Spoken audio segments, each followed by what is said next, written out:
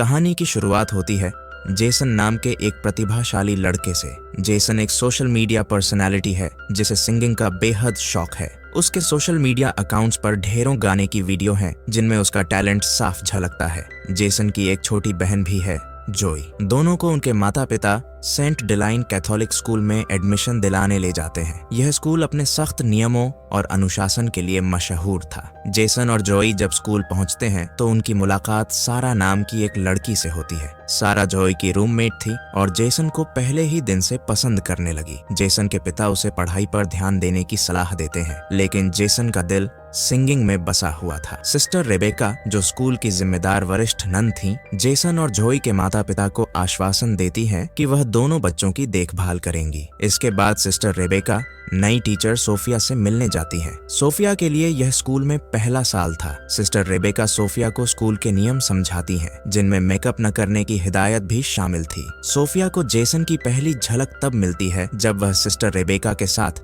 School का भ्रमण कर रही होती है। जेसन को देखकर सोफिया के मन में एक अजीब सा आकर्षण पैदा होता है। जब वह अपने कमरे में जाती है तो जेसन के सोशल मीडिया अकाउंट्स पर जाकर उसकी गाने की वीडियो देखती है। इसी दौरान सोफिया जेसन की एक वीडियो पर किस भी करती है, जिससे पता चलता है कि वह उसे पहले से जानती थी। अगले दिन सोफिया अपनी पहली क्लास लेने जाती है। जब वह क्लास में अपना परिचय दे रही होती है तो देखती है कि जेसन सारा के साथ मस्ती कर रहा है। सोफिया को यह अच्छा नहीं लगता और वह सारा को जेसन से दूर बैठा देती है। यह व्यवहार जोई को अजीब लगता है, क्योंकि कैथोलिक स्कूल में टीचर्स इस तरह का बर्ताव नहीं करते थे। शक तो तब और बढ़ जाता है जब सोफिया प्रेयर कराए बिना पढ़ाना शुरू कर देती है। जोई इस बात को लेकर सवाल करती है, लेकिन सोफिया प्रेयर की जिम्मेदारी जोई पर डाल देती है। यह बात जोई जेसन को बताती है, लेकिन जेसन इस पर ज्यादा ध्यान नहीं देता, क्योंकि वह सारा के साथ चैट में व्यस्त होता है। सोफिया, जो अब जेसन के करीब आने की कोशिश कर रही थी,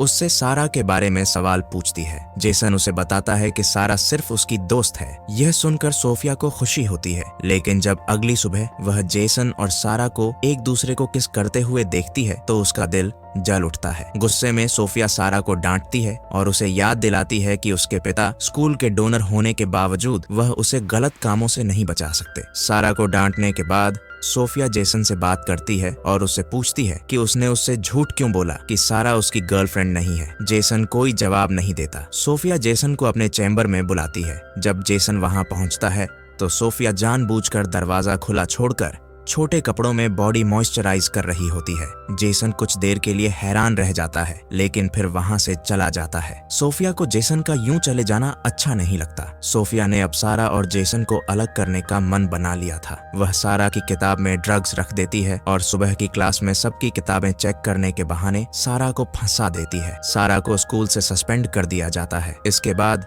सोफिया सिस्टर रेबेका से लड़कों के हॉस्टल की तलाशी लेने की बात करती है। तलाशी के दौरान जेसन के रूम से शराब की बोतल मिलती है। दरअसल यह बोतल भी सोफिया ने ही वहां रखी थी। इसका मकसद था कि जेसन को स्कूल से निकालने की जगह उसे कम्युनिटी सर्विस के लिए मजबूर किया जाए, ताकि वह उसके साथ ज्यादा समय बिता सके। जब स्कूल के हेड को यह बात पता चलती है तो वह जेसन को स्कूल से निकालने का फैसला करते हैं, लेकिन सोफिया उन्हें मनाकर जेसन को सजा के तौर पर कम्युनिटी सर्विस में लगाने के लिए राजी कर लेती है। सोफिया का अतीत कहानी फ्लैशबैक में जाती है, जहां पता चलता है कि सोफिया सोशल मीडिया पर जेसन के गाने देखकर उसकी दीवानी हो गई थी। उसने असली सिस्टर सोफिया को मार दिया और उसकी जगह खुद को स्कूल में टीचर बना लिया। प्रेजेंट में सोफिया जेसन को अपनी तरफ आकर्षित करने की कोशिश करती रहती है। एक रात वह जेसन के कमरे में जाती है और वहां छुपकर कैमरा सेट कर देती है। जब जेसन कमरे में आता है तो सोफिया उसे किस करती है। पहले तो जेसन मना करता है, लेकिन फिर वह उसके जाल में फंस जाता है। दोनों के बीच संबंध बनते हैं।